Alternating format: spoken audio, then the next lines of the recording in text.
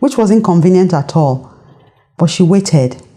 And as soon as I got to campus, she said, Aisha, I've come to see you. And I asked what for. She said we should enter a room. And she sat me down.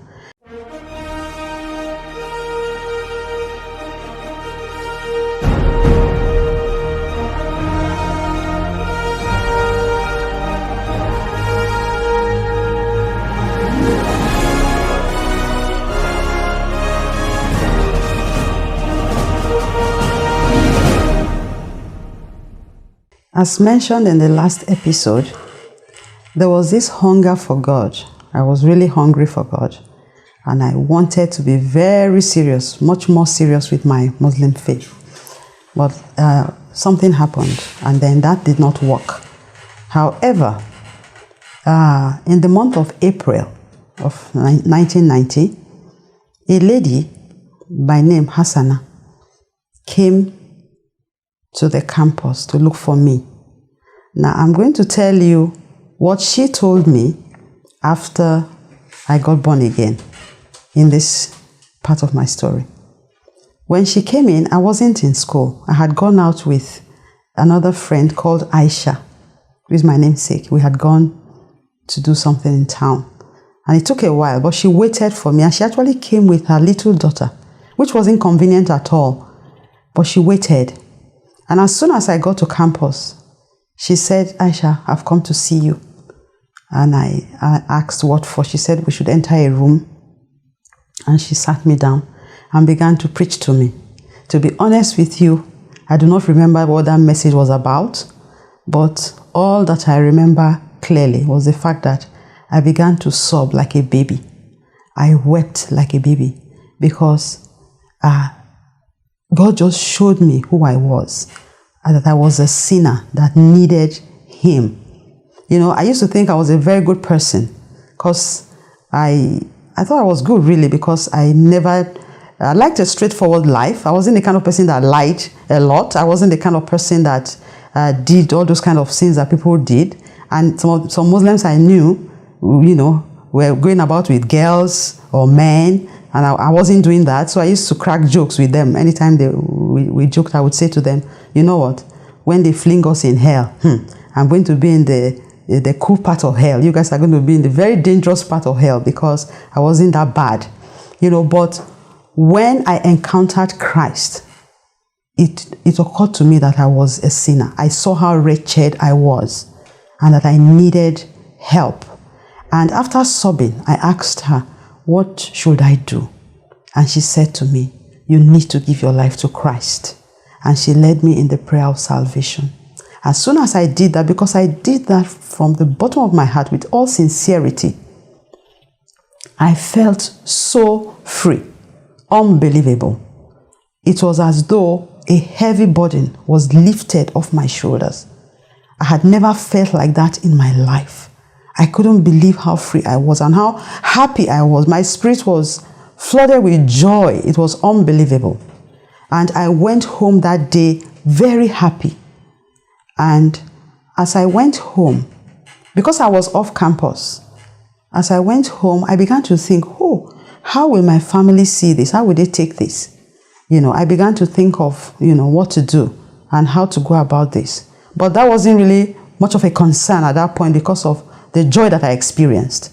And then when I came back to school the next day was a Friday, I realized that basically the whole school found out that I gave my life to Christ. And the Muslim community summoned me that Friday, and they began to question me as to why I gave my life to Christ. You know, there's this scripture that says that when we open our mouths, God will fill it. That day, God gave me words.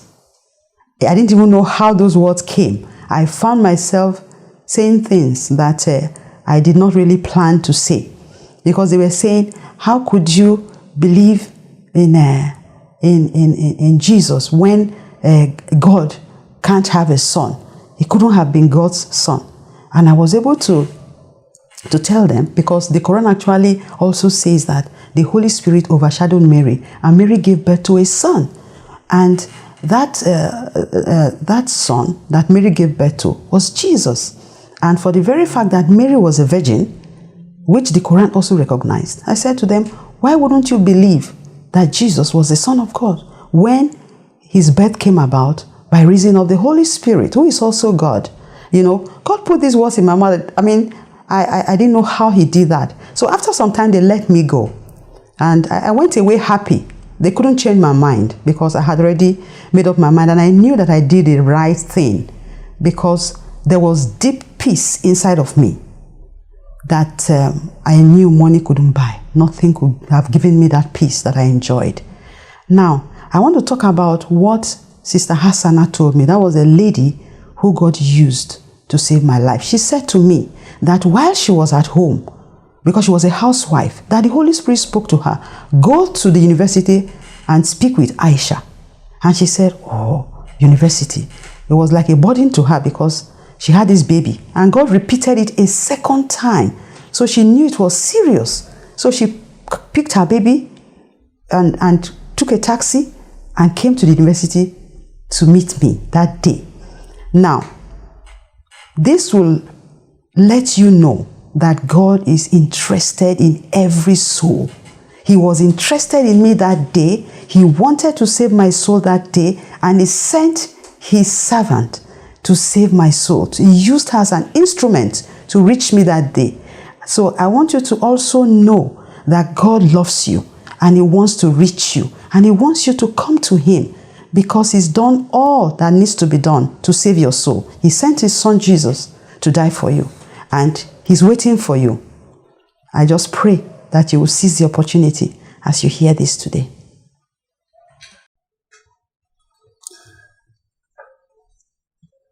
Ladies and gentlemen,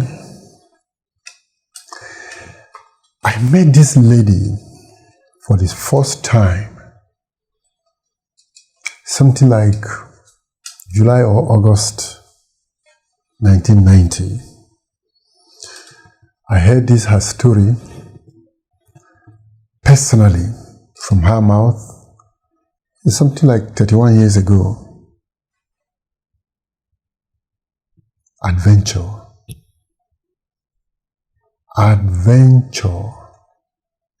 with God. It's not the keeping of any rules.